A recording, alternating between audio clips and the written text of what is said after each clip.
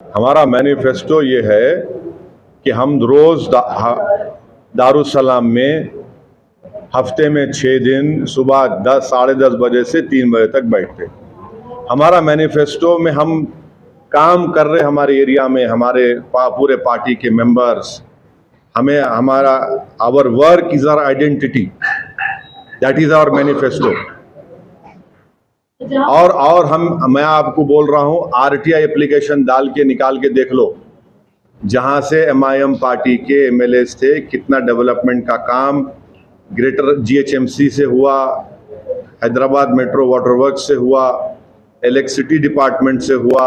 आप निकाल के देख लो कितने शादी मुबारक के चेक्स सबसे ज्यादा अगर बांटे गए तो हमारे एमएलएस ने हमारे कॉन्स्टिट्यूंसीज में हुआ।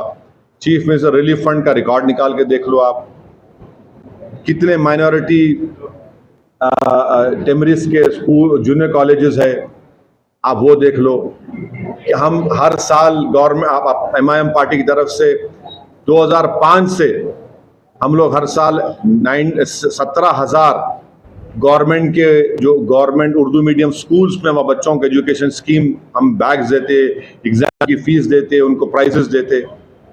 ये हमारा काम है, हम ये काम को लेके आवाम के सामने जाएंगे। और तेलंगाना में लोग जानते हैं कि एमआईएम एक गरीबों की, मजलूमों की एक ताकतवर सियासी आवाज है।